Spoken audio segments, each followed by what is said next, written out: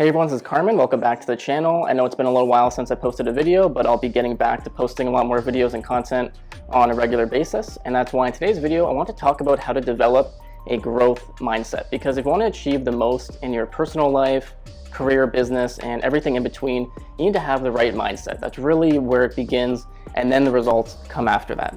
Now, it's really common to not think you can achieve enough, that you might be confined in a small box and you're not going to change over time.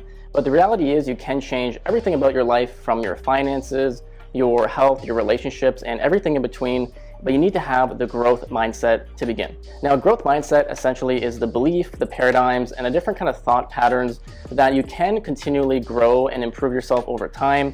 It's the beliefs that you want to get out of your comfort zone and try new things. And then you want to continually push the boundaries and get better and better at what you're doing, who you are, and ultimately just become the best version of you. And the first way to develop a growth mindset is to start setting bigger goals. Now, first of all, you need to have goals in the first place. If you don't have those, this should be regarding to your finances, your health, your physique, your relationships, your social life, your income, and anything that's really important to you. I think that's a great way to kind of break it down into those different categories: business, finances, career, relationships, hobbies, things like that. Try to map out every important category in your life and set a goal.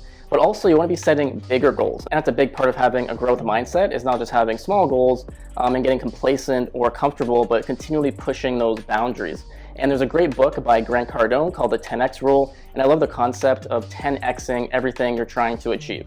So if you're trying to get $100,000 a year in income, you should actually set it to 1 million, 10X that. So then you can essentially work harder, because what will happen is if you say I want to achieve $100,000 in income, you're going to do what's necessary to get that. But if you actually say I want to make $1 million per year, you're going to subconsciously put in the work to achieve that. But also it requires you to set up a completely different workflow, plan, and strategies to get that. And as I say, if you shoot for the stars, you'll at least land on the moon. So that's kind of like the general concept, is that if you set even bigger goals, loftier goals than you initially had, you're going to achieve so much more, even if you don't exactly reach it. Secondly, you need to get out of your comfort zone on a regular basis, because if you want to improve yourself, normally that's going to involve getting into situations that you might be a little anxious of or that spook you a little bit. And that's okay. You can kind of see stress and fear as a good thing, because it means you're doing something new, and ultimately you're going to improve upon that. Now, what's really cool about getting out of your comfort zone too is once you start doing things that are uncomfortable,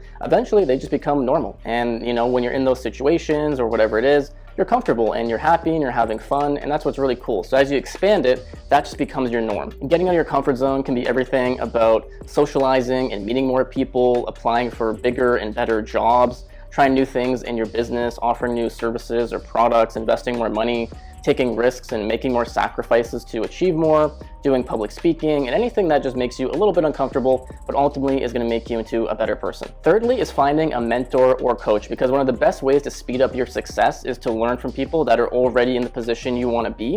And there's a couple of different ways you can go about this. You can reach out to people on LinkedIn and different social media, or even just Google people related to what you want to learn about, like copywriting mentor, business mentor, whatever it is. And then reach out to those people and see if you can arrange something, even if it's just meeting for coffee and learning a little bit about them. There's also paid mentors and masterminds, which can be a really good investment.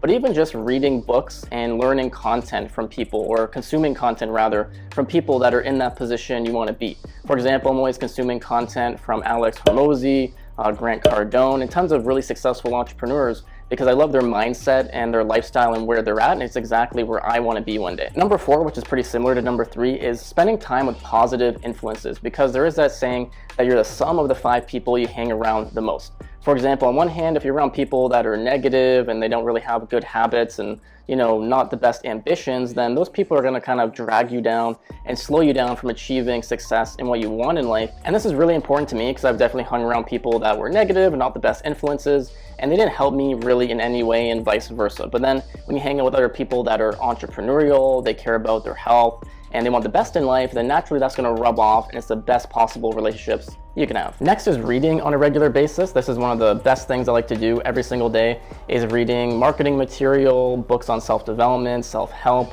mindfulness. There's some really good books actually behind me that I keep in my office. And start small as well. It can just be 5-10 minutes a day.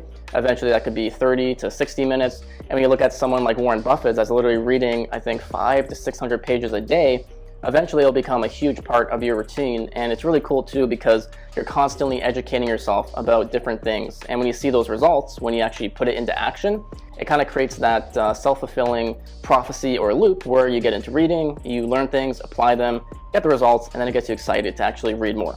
Now, if you want to learn more about developing a growth mindset, go into the description and read my full blog post on 13 plus ways to develop a growth mindset. Let me know down in the comments what you think about what I was speaking about today. Make sure to subscribe if you're new to the channel, and I'll catch you in the next video.